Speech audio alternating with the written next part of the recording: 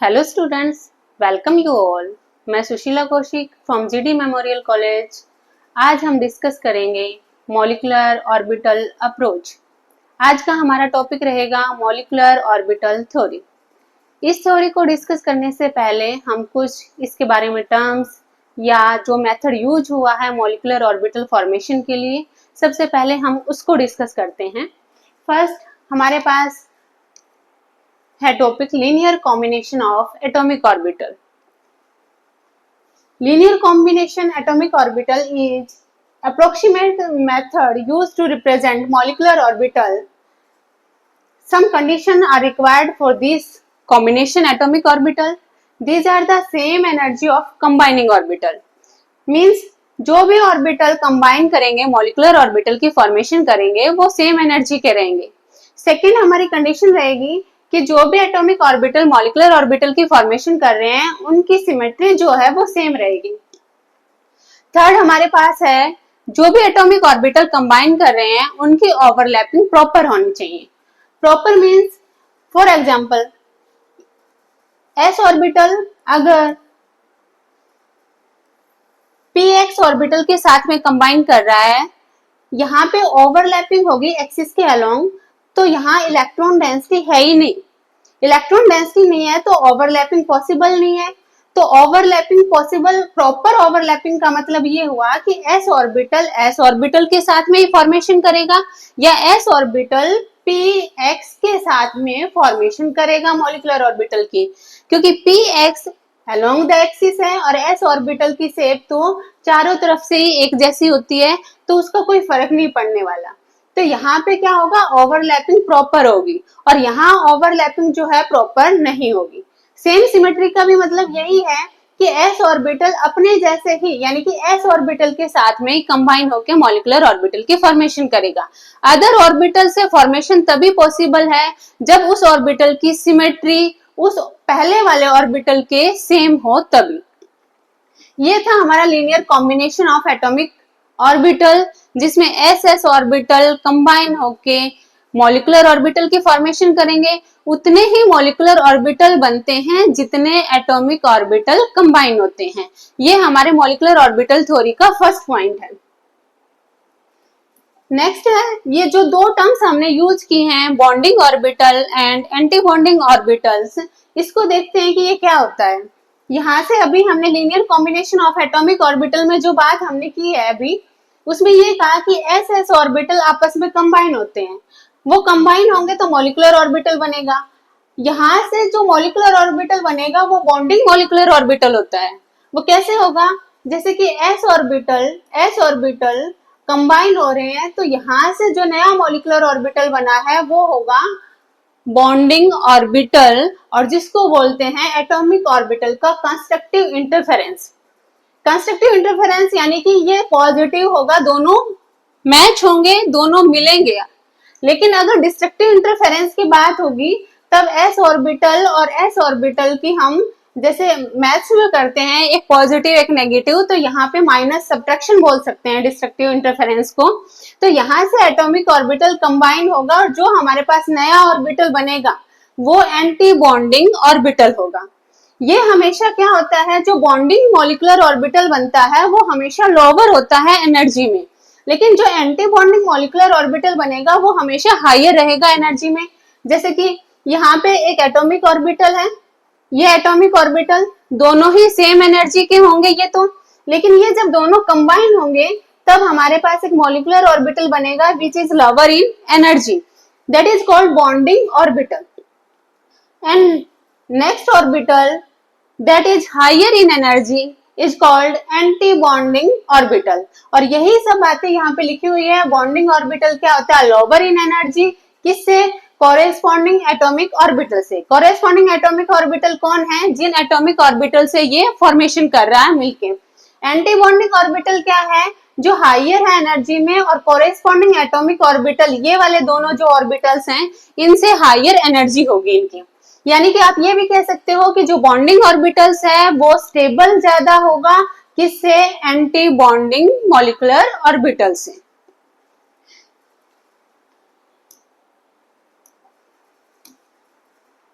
Next है अपने पास जो एस एस कॉम्बिनेशन की हम बात कर रहे थे, उसकी कुछ स्लाइड्स दिखाई गई अपने पास यहाँ पे कि एस एस कॉम्बिनेशन का जब कंस्ट्रक्टिव इंटरफेरेंस बनेगा और डिस्ट्रक्टिव इंटरफेरेंस बनेगा तो कैसे अपने पास एक जो मॉलिक्यूलर ऑर्बिटल की फॉर्मेशन हो रही है वो कैसे बनेगी।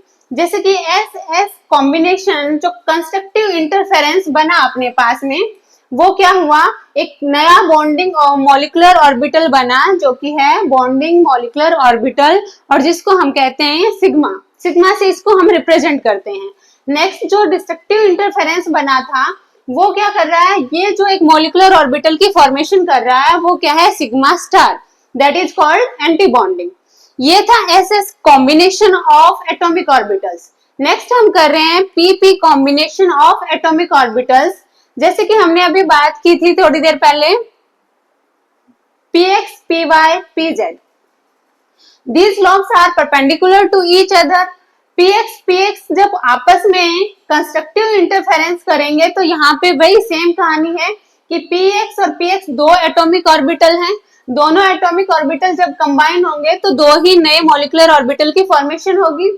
यहाँ पे सबसे पहले जब कंस्ट्रक्टिव इंटरफेरेंस हो रहा है तो सिग्मा बॉन्ड की फॉर्मेशन हुई, और यहाँ जब डिस्ट्रक्टिव इंटरफेरेंस हो रहा है यानी कि सब्ट्रैक्शन हो रही है तो अपने पास जो बॉन्डिंग मॉलिक्यूलर ऑर्बिटल बनेगा वो बनेगा sigma star, anti bonding molecular orbital, that is called sigma 2p bonding molecular orbital and sigma star 2p that is anti bonding molecular orbital. वही सेम सिग्मा की लोअर एनर्जी होगी, sigma star की higher energy होगी। Same py जब आपस में combination करेंगे तो से मॉलिक्यूलर ऑर्बिटल की फॉर्मेशन होगी, बॉन्डिंग और एंटी बॉन्डिंग। अब की बार क्या होगा, यहाँ पे पाई की फॉर्मेशन हो रही है। क्यों? क्योंकि जब एस एक्स वाला कंबाइन कर रहा है उस टाइम तो ये जो ओवरलैपिंग हो रही है वो अलोंग द एक्सिस हो रही है, और जब अलोंग द एक्सिस फॉर्मेशन होती है तब वो क्या होती है, अलोंग द एक्सिस होती है, और अलोंग द एक्सिस जब बॉन्ड बनता है तो वो हमेशा सिग्मा बनता है। लेकिन यहाँ पे जब पाई बॉन्डिंग बन रहा है, पाई की मॉलिक्यूलर बॉन्डिंग मॉलिक्यूलर ऑर्बिटल बन रहा है, मींस यहाँ पे पी ऑर्बिटल की जो ओवरलैपिंग हो रही है वो कौन सी हो रही है, साइडवेज ओवरलैपिंग हो रही है, और जब साइडवेज ओवरलैपिंग होती है तो हमारे पास बॉन्ड बनता है पाई। तो इसलिए ये होगा पाई बॉन्डिंग मॉलिक्यूलर ऑर्बिटल और ये होगा pi star anti bonding molecular orbital, और होगा किसका, 2p का। सेम 2pz और 2pz आपस में मिलके मॉलिक्यूलर ऑर्बिटल की फॉर्मेशन करेंगे।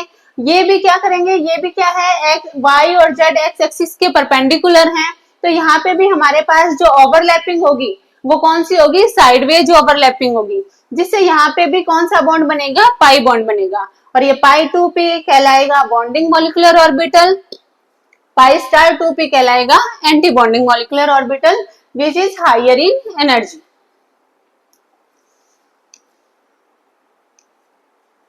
अब हम स्टार्ट करते हैं हमारा टॉपिक जो कि है मॉलिक्यूलर ऑर्बिटल थ्योरी। ये थ्योरी किसने दी थी, हॉर्न एंड मॉलिक्यूल ने दी थी। उसके ऊपर काम बाद में कार्लसन ने भी किया था। है क्या, इस थ्योरी के कुछ पॉइंट्स हैं, उन पॉइंट्स पे का हम उन पॉइंट्स को डिस्कस करते हैं। सबसे पहले हम कह रहे हैं कि है ना, जो एटॉमिक ऑर्बिटल्स होते हैं वो मॉलिक्यूलर ऑर्बिटल की फॉर्मेशन करते हैं। तो किसी भी मॉलिक्यूल में, यानी कि अगर हम हाइड्रोजन एटम को कंसीडर करें तो हाइड्रोजन एटम क्या बनाता है, हाइड्रोजन मॉलिक्यूल बनाता है। तो वहां पे क्या होगा, एक हाइड्रोजन दूसरा हाइड्रोजन का एटम क्या बनाएगा, एक मॉलिक्यूल की फॉर्मेशन करेगा जो कि क्या कहलाएगा, हाइड्रोजन मॉलिक्यूल। अब हाइड्रोजन मॉलिक्यूल में क्या हुआ कि इलेक्ट्रॉन्स तो प्रेजेंट ही होंगे ना, बॉन्ड बनेगा तो, क्योंकि हमारी जो वैलेंस बॉन्ड थ्योरी है वो ये कहती है कि यहाँ हाइड्रोजन का ये एक इलेक्ट्रॉन, क्योंकि हमारे इलेक्ट्रॉनिक कॉन्फ़िगरेशन हाइड्रोजन की क्या होती है, 1s1, तो यहाँ भी हाइड्रोजन की इलेक्ट्रॉनिक कॉन्फ़िगरेशन 1s1 ही रहेगी, इलेक्ट्रॉन एक ही है। और ये जब क्या करते हैं, यहाँ से बॉन्ड बनाते हैं, तो वैलेंस बॉन्ड थ्योरी ने यही बात की कि ये जो बॉन्ड बनेगा और यहाँ से मॉलिक्यूल बन गया। लेकिन मॉलिक्यूलर ऑर्बिटल थ्योरी क्या कहती है कि जब हाइड्रोजन का एटॉमिक ऑर्बिटल एक दूसरे हाइड्रोजन के एटॉमिक ऑर्बिटल से कंबाइन करेगा तो यहाँ पे मॉलिक्यूल से पहले क्या होगा, मॉलिक्यूलर ऑर्बिटल की फॉर्मेशन होगी, और वो जो इलेक्ट्रॉन, ये जो इलेक्ट्रॉन है एटॉमिक ऑर्बिटल्स के अंदर, वो एटॉमिक ऑर्बिटल कहाँ पे जाएंगे, मॉलिक्यूलर ऑर्बिटल्स में। तो ये क्या कहा है, in molecule electron are present in new orbitals called molecular orbitals. तो इसका मतलब यही हुआ, जो एटॉमिक ऑर्बिटल्स में इलेक्ट्रॉन थे वो पहले कहाँ जाएंगे, मॉलिक्यूलर ऑर्बिटल्स में। तो फर्स्ट लाइन का मीनिंग यही कि इलेक्ट्रॉन कहाँ पे प्रेजेंट है, मॉलिक्यूलर ऑर्बिटल में।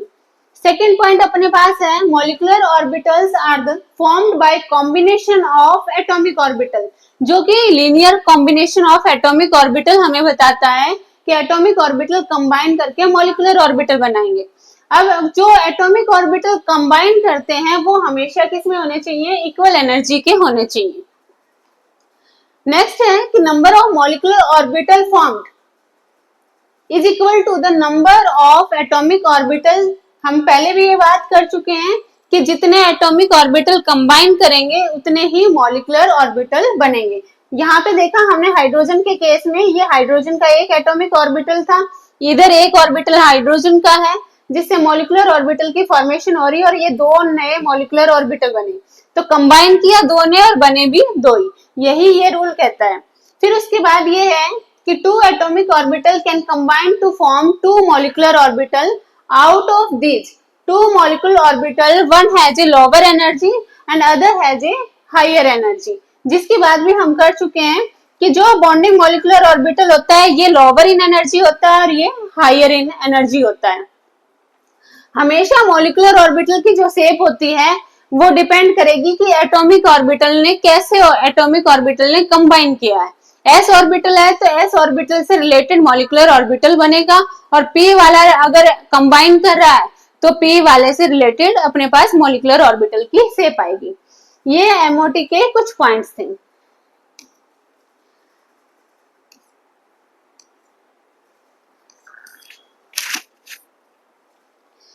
अब ये जो सिग्मा बॉन्ड और पाई बॉन्ड की फॉर्मेशन हो रही है एमओटी के अंदर, तो ये हमने यहाँ पे डिफाइन किए हुए हैं। वैसे हम इसके बारे में बात कर चुके हैं कि सिग्मा बॉन्ड क्या होता है, they are symmetrical about the axis, यानी कि अलोंग द एक्सिस बॉन्ड की फॉर्मेशन हो रही है।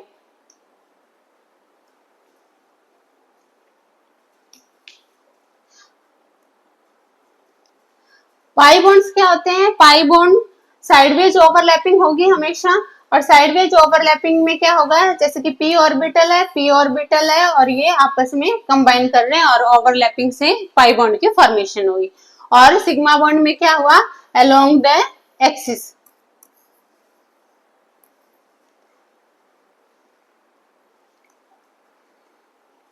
सिग्मा बॉन्ड हमेशा स्टेबल होता है पाई बॉन्ड से। अब हमारे पास सबसे पहले आता है hydrogen molecule, molecular orbital theory के अंदर। सबसे पहले हाइड्रोजन का कैसे हम एमओ डायग्राम बनाएंगे, वो एमओ डायग्राम डिपेंड करेगा किसी भी एलिमेंट जिससे भी वो बन रहा है, जिसका भी बना रहे हैं उसकी इलेक्ट्रॉनिक कॉन्फ़िगरेशन पे। हाइड्रोजन मॉलिक्यूल का बना रहे हैं तो सबसे पहले हम हाइड्रोजन एटॉमिक ऑर्बिटल को कंसीडर करेंगे। हाइड्रोजन एटम में क्या होगा, उसकी इलेक्ट्रॉनिक कॉन्फ़िगरेशन है वो 1s1 होगी। दूसरा हाइड्रोजन जो एटम है उसकी भी जो इलेक्ट्रॉनिक कॉन्फ़िगरेशन होगी सेम 1s1 रहेगी। अब यहां से एक एक इलेक्ट्रॉन फिल करेंगे एटॉमिक ऑर्बिटल में, और मॉलिक्यूलर ऑर्बिटल में जो इलेक्ट्रॉन फिल करने का तरीका रहेगा वो रहेगा हमारे प्रिंसिपल क्वांटम नंबर, जैसे एटॉमिक ऑर्बिटल में फिल करते हैं वही तरीका रहेगा मॉलिक्यूलर ऑर्बिटल में इलेक्ट्रॉन फिल करने का। तो सबसे पहले हमारे पास दो इलेक्ट्रॉन है, एटॉमिक ऑर्बिटल ने कंबाइन किया और मॉलिक्यूलर ऑर्बिटल बना सिग्मा 1s, जिसमें दो इलेक्ट्रॉन आएंगे जो इन दो एटॉमिक ऑर्बिटल में प्रेजेंट हैं। तो टोटल नंबर ऑफ इलेक्ट्रॉन हमारे पास दो ही है, इसलिए एंटी बॉन्डिंग खाली रहेगा, कोई इलेक्ट्रॉन नहीं जाएगा। तो यहाँ पे कुछ चीजें हैं जो हमें एमओ डायग्राम में निकालनी है। क्या क्या, सबसे पहले रहेगी अपने पास इलेक्ट्रॉनिक कॉन्फ़िगरेशन ऑफ मॉलिक्यूल, फिर उसके बाद रहेगा बॉन्ड ऑर्डर, और नेक्स्ट हम उसका बताएंगे मैग्नेटिक नेचर, जो कि पैरामैग्नेटिक रहेगा कि डायमैग्नेटिक रहेगा। तो सबसे पहले इलेक्ट्रॉनिक कॉन्फ़िगरेशन करते हैं किसकी, मॉलिक्यूल की। Electronic configuration of hydrogen molecule क्या रहेगा, दो ही इलेक्ट्रॉन है, एक इलेक्ट्रॉन s के अंदर है, एक इलेक्ट्रॉन इधर s में है। तो यहाँ से क्या होगा, सिग्मा जो 1s मॉलिक्यूलर ऑर्बिटल बना है उसके अंदर इलेक्ट्रॉन कितने आ जाएंगे, 2। सिग्मा स्टार क्या रहेगा, खाली। जिसमें हम 0 लिख सकते हैं, नहीं तो स्किप भी कर सकते हैं। यहां तक लिख सकते हैं सिग्मा 1s2। अब निकालेंगे बॉन्ड ऑर्डर इसका। बॉन्ड ऑर्डर का फॉर्मूला क्या रहेगा? Number of bonding electron minus number of anti bonding electron divided by 2। Bonding electron अपने पास कितने हैं? 2। एंटी बॉन्डिंग इलेक्ट्रॉन कितने हैं? 0। तो 2 माइनस 0 डिवाइडेड बाय 2। 2 में से 2 से डिवाइड करोगे कितना आएगा? 1। यानी कि हाइड्रोजन हाइड्रोजन मॉलिक्यूल में बॉन्ड ऑर्डर कितना आया? 1। और बॉन्ड ऑर्डर का मतलब क्या होता है कि नंबर ऑफ बॉन्ड प्रेजेंट्स। इसका मतलब ये हुआ कि जो हाइड्रोजन हाइड्रोजन मॉलिक्यूल बना है हाइड्रोजन से, तो उस मॉलिक्यूल के अंदर जो बॉन्ड है वो कितना है? एक ही है। अब उसके बाद हम बात करते हैं कि इसका पैरामैग्नेटिक नेचर कैसा होगा। पैरामैग्नेटिक नेचर क्या है? सॉरी, मैग्नेटिक नेचर कैसा होगा? पैरामैग्नेटिक होगा कि डायमैग्नेटिक होगा? तो यहाँ जो हम इलेक्ट्रॉन देख रहे हैं मॉलिक्यूलर ऑर्बिटल में, उस मॉलिक्यूलर ऑर्बिटल में इलेक्ट्रॉन फिल कर रखे हैं हमने 2। और जब भी इलेक्ट्रॉन कभी भी पेयर्ड में होंगे तो उसका स्पिन कैंसिल हो जाएगा और यहाँ से अपने पास नेचर जो आएगा वो आएगा डायमैग्नेटिक। यानी कि अगर इलेक्ट्रॉन पेयर्ड में है तो नेचर रहेगा डायमैग्नेटिक, और अगर इलेक्ट्रॉन फ्री है तो नेचर रहेगा पैरामैग्नेटिक। नहीं तो हम फॉर्मूले से भी निकाल सकते हैं म्यू की value, mu equal to under root n into n plus 2। n क्या है? Number of unpaired electron. अगर अनपेयर्ड इलेक्ट्रॉन है तो म्यू की वैल्यू कुछ ना कुछ आएगी, ग्रेटर देन 0 रहेगी। अगर म्यू n की value number of unpaired electron उसके अंदर है ही नहीं, तो म्यू की वैल्यू आएगी 0, और म्यू की वैल्यू 0 आएगी तो वो जो मॉलिक्यूल होगा वो होगा डायमैग्नेटिक। तो इस वाले हाइड्रोजन मॉलिक्यूल में n की वैल्यू जो है वो क्या है? 0 है, क्योंकि नंबर ऑफ अनपेयर्ड इलेक्ट्रॉन है ही नहीं। इलेक्ट्रॉन जो है वो पेयर्ड में है। जब इलेक्ट्रॉन अनपेयर्ड है ही नहीं तो म्यू की वैल्यू हम इस फॉर्मूले में जब पुट करेंगे तो म्यू की वैल्यू आ रही है 0, और जब म्यू की वैल्यू 0 रहेगी तो जो नेचर होगा मॉलिक्यूल्स का वो होगा डायमैग्नेटिक। ये था जब भी हमें कभी भी है ना एमओ डायग्राम बनाना किसी भी मॉलिक्यूल का, तो वहां से इलेक्ट्रॉनिक कॉन्फ़िगरेशन सबसे पहले, फिर उसके बाद बॉन्ड ऑर्डर, और फिर उसका रहेगा मैग्नेटिक नेचर, और साथ में एमओ डायग्राम। ये 4 पॉइंट हमें साथ लेके चलने हैं। नेक्स्ट ऐसे हमारे पास होमो एटॉमिक मॉलिक्यूल्स की है एमओटी। तो होमो एटॉमिक्स में हम नेक्स्ट जो मॉलिक्यूल्स करेंगे वो है हीलियम मॉलिक्यूल। हीलियम मॉलिक्यूल में जो ऑर्बिटल की इलेक्ट्रॉनिक कॉन्फ़िगरेशन है वो है, हीलियम का एटॉमिक नंबर है 2। हीलियम का एटॉमिक नंबर 2 है तो उसकी इलेक्ट्रॉनिक कॉन्फ़िगरेशन आएगी सिग्मा 1s2। हमें बतानी है मॉलिक्यूल्स की, तो मॉलिक्यूल्स की जो इलेक्ट्रॉनिक कॉन्फ़िगरेशन होगी वो होगी sigma 1s2 and sigma star 1s2। कैसे? जैसे हीलियम है, एटॉमिक नंबर है 2, यहाँ पे इलेक्ट्रॉनिक कॉन्फ़िगरेशन होगी 1s2, तो हम इस एटॉमिक ऑर्बिटल में इलेक्ट्रॉन फिल करेंगे 2। Same helium 1s2 electron fill किए 2, और यहाँ से जब टोटल इलेक्ट्रॉन देखे एटॉमिक ऑर्बिटल में वो है 4। तो यहाँ 2 एटॉमिक ऑर्बिटल से 2 नए मॉलिक्यूलर ऑर्बिटल बने, बॉन्डिंग और एंटी बॉन्डिंग। तो ये जो 2 इलेक्ट्रॉन और 2 इलेक्ट्रॉन, टोटल इलेक्ट्रॉन 4 हैं। 4 इलेक्ट्रॉन को जब हम मॉलिक्यूलर ऑर्बिटल में भरेंगे तो 2 इलेक्ट्रॉन तो बॉन्डिंग मॉलिक्यूलर ऑर्बिटल में आ जाएंगे और 2 इलेक्ट्रॉन आ गए एंटी बॉन्डिंग मॉलिक्यूलर ऑर्बिटल में। ये हीलियम मॉलिक्यूल का बन गया एमओ डायग्राम। अब यहाँ से हमें निकालना है इसका बॉन्ड ऑर्डर। तो बॉन्ड ऑर्डर निकालने के लिए हमारे पास फॉर्मूला जो है वो क्या है? Number of bonding electron minus number of anti bonding electron divided by 2।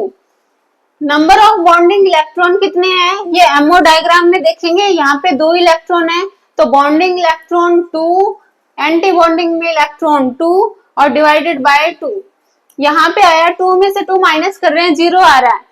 इसका मतलब ये है कि हीलियम और हीलियम में बॉन्ड ही नहीं है, बॉन्ड ही नहीं है। इसका मतलब हीलियम जो है वो मोनो एटॉमिक है। हीलियम जो है वो मोनो एटॉमिक है, यानी कि ये डाई एटॉमिक के फॉर्म में एग्जिस्ट ही नहीं करता। यानी कि एमओटी थ्योरी ये बताती है कि हीलियम जो मॉलिक्यूल है वो एग्जिस्ट ही नहीं करता, वो सिर्फ मोनो एटॉमिक फॉर्म में एग्जिस्ट करता है। ये हमारे पास आई हीलियम मॉलिक्यूल का एमओ डायग्राम। नेक्स्ट है फिर उसके बाद lithium molecule. Hydrogen, helium, lithium, beryllium, boron, carbon, nitrogen, oxygen, fluorine, neon. यहां तक हम एमओटी थ्योरी में एमओ डायग्राम बनाएंगे नियोन मॉलिक्यूल तक। तो यहाँ पे सबसे पहले हमने हाइड्रोजन, हीलियम, जैसे लिथियम का मॉलिक्यूल का हम बनाएंगे तो वो हमारे पास लिथियम, बेरिलियम, बोरॉन, कार्बन, इन सब का रहेगा सेम एमओ डायग्राम। और फिर उसके बाद नाइट्रोजन से जो आगे वाले मॉलिक्यूल हैं जैसे कि oxygen molecule, fluorine molecule and neon molecule, इनका एमओ डायग्राम रहेगा इस तरीके से, यानी कि इनका रहेगा सेम। अब इनका कैसे होगा? सबसे पहले हमारे पास 1s, क्योंकि ऑक्सीजन, फ्लोरीन और नियोन की जब हम बात करें, अगर हम O2 मॉलिक्यूल को कंसीडर करें तो ऑक्सीजन मॉलिक्यूल के अंदर ऑक्सीजन एटम से बना है जिसका एटॉमिक नंबर 8 है। इलेक्ट्रॉनिक कॉन्फ़िगरेशन करेंगे तो 1s2, 2s2, 2p4। अब ऑक्सीजन से बना O2 यानी कि ऑक्सीजन मॉलिक्यूल, तो ऑक्सीजन मॉलिक्यूल के अंदर कितने इलेक्ट्रॉन हो जाएंगे? Total 16 electron. ऐसे ही सेम F2 में हो जाएंगे 18 और नियोन में हो जाएंगे 20। इन इलेक्ट्रॉन को फिल करने का तरीका क्या है कि जब हमारे पास 1s बनेगा, 1s एटॉमिक ऑर्बिटल था, ये जो दो मॉलिक्यूलर ऑर्बिटल बनाएंगे वो बनाएंगे sigma 1s and sigma star 1s। तो ये हम कंसीडर इसलिए नहीं कर रहे क्योंकि इन एटॉमिक ऑर्बिटल से जो मॉलिक्यूलर ऑर्बिटल बनेंगे तो 2 इलेक्ट्रॉन यहाँ पे आते हैं और 2 यहाँ पे आएंगे, तो ये अपना इफेक्ट कैंसिल कर देते हैं। इसको इसलिए हम कंसीडर ही नहीं करते। तो सिग्मा 2s से हम यहाँ से मॉलिक्यूलर ऑर्बिटल बना रहे हैं, जिससे क्या होगा? 2s में 2 इलेक्ट्रॉन है और 2p में इलेक्ट्रॉन है 4। ये ऑक्सीजन मॉलिक्यूल का एमओ डायग्राम बना रहे हैं। अब सेम 2s के अंदर 2 इलेक्ट्रॉन, 2p में 4, 4 टोटल इलेक्ट्रॉन हो गए यहाँ पे 8 और यहाँ हो गए 4, ये हो गए 12। अब इन्हीं इलेक्ट्रॉन्स को हमें मॉलिक्यूलर ऑर्बिटल में फिल करना है, तो इसके लिए 4 इलेक्ट्रॉन तो सिग्मा वाले में ही आ जाएंगे, sigma 2s2, sigma star 2s2। Electron इधर 4 4 8 इलेक्ट्रॉन हमें फिल करने हैं, तो 2 सिग्मा 2p के अंदर जाएंगे। अब इन दोनों की जो एनर्जी है वो रहेगी सेम, पाई 2p और पाई, इसको आप z मान सकते हो, इसको x मान सकते हो, और एक पाई 2p y। तो एक इलेक्ट्रॉन, क्योंकि ये हमारे इलेक्ट्रॉन फिल करने का तरीका है कि अगर ऑर्बिटल जो सेम एनर्जी के होते हैं तो उनमें इलेक्ट्रॉन पहले एक भरा जाएगा, फिर जब अपने पास इलेक्ट्रॉन और हैं तो यहाँ पे होगी पेयरिंग। अब इलेक्ट्रॉन हो गए टोटल 6, लेकिन इलेक्ट्रॉन अपने पास 8 हैं, तो 8 इलेक्ट्रॉन के लिए नेक्स्ट हम भरेंगे पाई 2p x और पाई 2p y स्टार में, यानी कि एंटी बॉन्डिंग में। तो ये हमारे पास है pi star 2px equal to pi star 2py। यहाँ से ऑक्सीजन जो मॉलिक्यूल है उसका जो एमओ डायग्राम है वो इस तरीके से आया। तो जो इलेक्ट्रॉनिक कॉन्फ़िगरेशन होती है वो इन मॉलिक्यूलर ऑर्बिटल को देख के हम इलेक्ट्रॉनिक कॉन्फ़िगरेशन लिख सकते हैं। कैसे कि यहाँ से O2 मॉलिक्यूल की जब इलेक्ट्रॉनिक कॉन्फ़िगरेशन लिखी तो क्या आया? Sigma 1s2, sigma star 1s2, sigma 2s2, sigma star 2s2, next sigma 2pz 2, फिर उसके बाद आएगा पाई 2px equal to pi 2py। फिर उसके बाद अपने पास है pi star 2px equal to pi star 2py। इनमें दो इलेक्ट्रॉन रहेंगे और इसमें एक इलेक्ट्रॉन रहेगा। अब यहाँ से ये तो इलेक्ट्रॉनिक कॉन्फ़िगरेशन हो गई, ये एमओ डायग्राम हो गया। इसके बाद हमें निकालना है इसका bond order.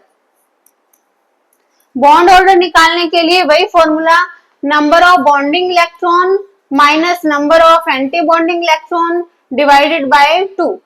Number of bonding electron count करते हैं, 2, 2 4, 2 6, 2 8। बॉन्डिंग इलेक्ट्रॉन लोअर जो एनर्जी में है वो बॉन्डिंग ऑर्बिटल है, तो उसमें इलेक्ट्रॉन काउंट कर लो, वो 8 है। एंटी बॉन्डिंग जो हायर इन एनर्जी है वो एंटी बॉन्डिंग रहेंगे, या फिर आप ये देख सकते हैं कि जिन पे स्टार लिखा हुआ है वो एंटी बॉन्डिंग है। तो स्टार वाले में इलेक्ट्रॉन है 2 3 4। अब यहाँ से 8 - 4 डिवाइडेड बाई 2 होगा, तो ये आ गया 4/2, और 4/2 यानी कि 2। ये 2 क्या बताता है हमें कि जो ऑक्सीजन मॉलिक्यूल बना है उस ऑक्सीजन मॉलिक्यूल में जो ये बॉन्ड है वो बॉन्ड कितने हैं, 2 बॉन्ड है। यहाँ से 2 बॉन्ड का मतलब यह हुआ कि यहाँ पे हमारे पास बॉन्ड सिग्मा बनेगा, पाई बॉन्ड बनेगा, क्या बनेगा ये हम बता सकते हैं इसको देख के, एमओ डायग्राम को देख के। कैसे, अगर हमारा लास्ट इलेक्ट्रॉन जैसे कि पाई में जा रहा है तो पाई में जा रहा है तो पाई बॉन्ड बनेगा, अगर सिग्मा में जा रहा है तो सिग्मा बनेगा। ये हम इसको देख के बता सकते हैं। अब हमें निकालना है ऑक्सीजन मॉलिक्यूल का क्या, मैग्नेटिक नेचर। कैसे निकालेंगे, नंबर ऑफ अनपेयर्ड इलेक्ट्रॉन देख लो, तो नंबर ऑफ अनपेयर्ड इलेक्ट्रॉन जो हैं वो क्या है, π2px, π2py जो कि एंटी बॉन्डिंग है उनमें एक इलेक्ट्रॉन है, अनपेयर्ड इलेक्ट्रॉन है। अनपेयर्ड इलेक्ट्रॉन होंगे तो हमारे पास जो मॉलिक्यूल होगा वो कैसा होगा, पैरामैग्नेटिक। और ये जो लिमिटेशन थी, यही लिमिटेशन थी वीबीटी थ्योरी की, जिससे हमने नेक्स्ट थ्योरी पढ़नी स्टार्ट की, मॉलिक्यूलर ऑर्बिटल थ्योरी। क्योंकि वीबीटी में जो लिमिटेशन आई थी उसमें ये था कि जो ऑक्सीजन मॉलिक्यूल है वो इस पैरामैग्नेटिक नेचर को डिस्क्राइब नहीं कर रहा था, पर एमओटी थ्योरी ये डिस्क्राइब कर रही है। कैसे डिस्क्राइब किया, क्योंकि पाई जो ऑर्बिटल्स हैं उन पाई ऑर्बिटल्स में एक इलेक्ट्रॉन अनपेयर्ड आ रहा है, इसकी वजह से इसका नेचर पैरामैग्नेटिक आ रहा है। नेक्स्ट, कुछ जैसे कि वीबीटी थ्योरी अपने को आयंस के बारे में भी नहीं बताती। कैसे, जैसे मान लो O2 मॉलिक्यूल ही है, O2 मॉलिक्यूल का O2 पॉजिटिव, O2 नेगेटिव या फिर O2 2 नेगेटिव, इन आयंस के बारे में भी मॉलिक्यूलर ऑर्बिटल थ्योरी बताती है। कैसे कि है ना, कि ये एग्जिस्ट करेगा या स्टेबल है नहीं है, या फिर इसका बॉन्ड लेंथ कितनी होगी, वो बॉन्ड ऑर्डर के हिसाब से बता सकता है। अगर बॉन्ड ऑर्डर 1 2 3 में कोई भी है तो जितना ज्यादा बॉन्ड ऑर्डर होगा, बॉन्ड ऑर्डर जितना ज्यादा, स्टेबिलिटी उतनी ही ज्यादा होगी उस मॉलिक्यूल की। यानी कि हम ये कह सकते हैं जो ऑक्सीजन मॉलिक्यूल है वो एक स्टेबल मॉलिक्यूल है। अगर हम O2 पॉजिटिव O2 नेगेटिव से इसको कंपेयर करें तो O2 पॉजिटिव में जो इलेक्ट्रॉनिक कॉन्फ़िगरेशन होगी वो क्या होगी कि एक इलेक्ट्रॉन कम हो जाएगा। एक इलेक्ट्रॉन कम होगा तो नंबर ऑफ टोटल इलेक्ट्रॉन हो जाएंगे 15 इलेक्ट्रॉन, किसके अंदर, O2 पॉजिटिव में। अब 15 इलेक्ट्रॉन होंगे तो इसी का एमओ डायग्राम जब हम बनाएंगे तो यहाँ से जो एक इलेक्ट्रॉन ये वाला है ये कम हो जाएगा, लेकिन एक इलेक्ट्रॉन कम होने की वजह से भी ये जो O2 पॉजिटिव है इसमें अनपेयर्ड इलेक्ट्रॉन तो फिर भी है, तो ये रहेगा पैरामैग्नेटिक ही। यानी कि O2 मॉलिक्यूल भी पैरामैग्नेटिक है, O2 आयन भी पैरामैग्नेटिक है।